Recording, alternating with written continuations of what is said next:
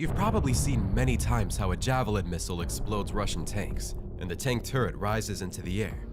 But have you ever wondered how high the turrets of Russian tanks can fly, and why this happens specifically with Russian tanks and not with Western ones? Ukraine has long been using Western tanks like the Leopard on the battlefield, and Russians have already knocked out quite a few of these tanks.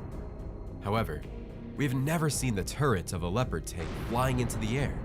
Why? After all, Russians have long claimed that Western tanks are no better than Russian ones.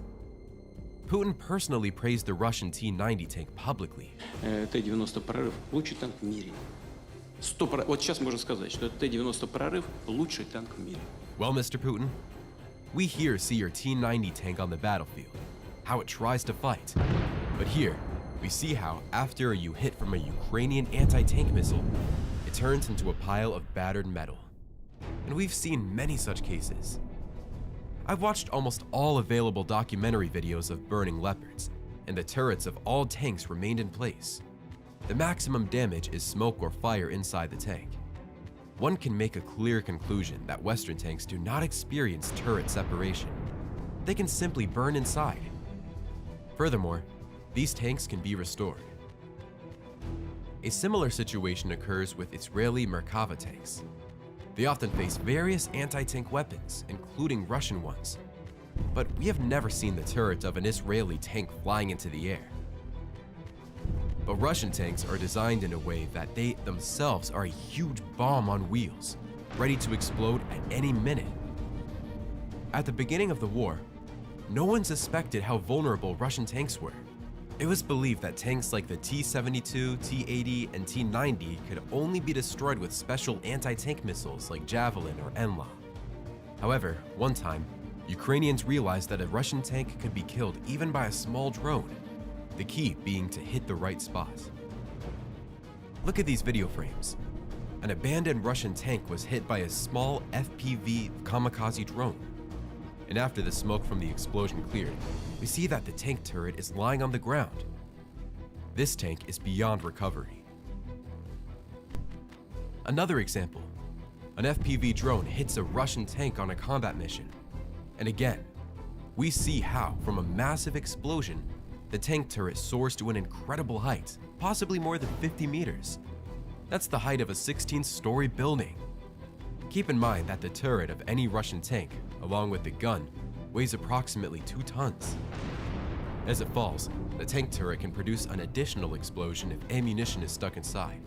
But usually, the turret falling from a 50-meter height can literally get stuck in the ground. Whether it falls down with the gun or the other way around, the turret can get stuck even in asphalt like it's butter. Can you imagine if such a turret fell on someone's house? Interestingly, when a tank explodes with a full ammunition load, the explosion can be so powerful that barely anything remains of the tank. From the very beginning of the war in Ukraine, we have witnessed more exploded Russian tanks than in the previous 80 years. Unfortunately, we don't have a lot of video evidence, but there are plenty of photo confirmations. Ukrainian roads were scattered with parts of Russian tanks and their turrets. For a long time, no one cleared them, and people curiously examined these tank remnants, taking pictures against their backdrop. Perhaps at the start of the war, the Russians themselves didn't suspect that their tanks would explode so easily. Russians are well aware of this, so at the first sign of smoke, tank crews swiftly abandon their tanks and flee as far as possible. Tankers who, despite everything, continue to attack while inside the tank truly deserve medals for courage. Death is so ingrained in the DNA of Russian tanks that even from above, the detached turret of a Russian tank oddly resembles an alien skull. Western tanks like Leopard, Challenger, or Abrams may not be perfect and also have vulnerabilities, but at least they guarantee the lives of their crews. The likelihood that the crew remains unharmed after being hit by an anti-tank missile is very close to 100%. I want to emphasize once again that throughout Ukraine's use of Western tanks, we have not seen detached Leopard or Abrams turrets. Ukrainian soldiers note that Western tanks indeed preserve their lives. The autoloader in the Russian tank is a convenient invention, but any crew would prefer the hard work of manual loading over evaporating into the sky with a detached tank turret. Tanks T-72 and T-80 were specifically designed to combat Western tanks.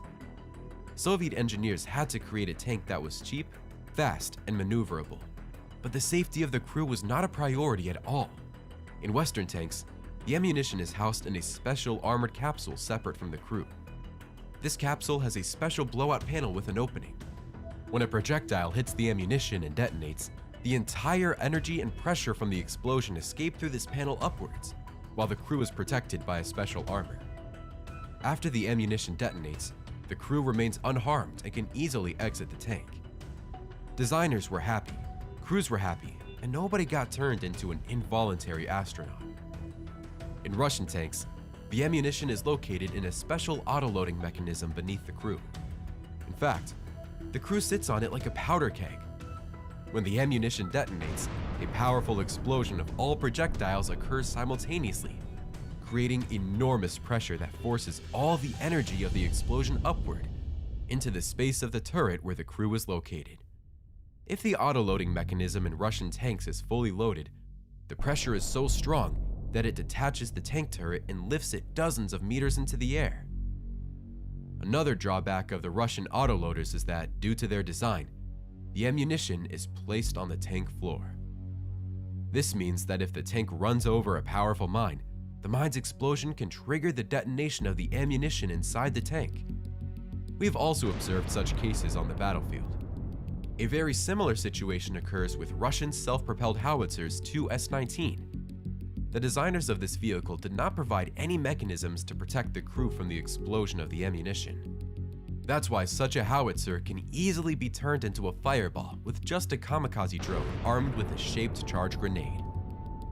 Therefore, based on all the aforementioned, I have come to a clear conclusion for myself that the only advantage of Russian tanks and any other Russian armored vehicles lies in their affordability and high quality. Russians understand this too, so sometimes they use their armored vehicles as ordinary explosive-filled cans instead of taking the wheel themselves. Perhaps the worst decision in life that a Russian man can make is to become a tank crew member in the Russian army. Naturally, we can find something to praise in Russian tanks. For example, their firing range of more than 12 kilometers, although at such distances, the accuracy of hitting sharply decreases. We can also praise the Russian tank for its increased off-road capability, the engine's unpretentiousness to fuel consumption, and much more. But the main drawback of any Russian tank nullifies all its advantages, and it lies in the fact that a Russian tank is absolutely unsafe for its crew. And this is not a conclusion of any experts, but a real-life experience after a 2-year war in Ukraine. Friends, thank you for watching till the end. Leave your mark by liking this video. I promise you that a new video will be released on our channel soon.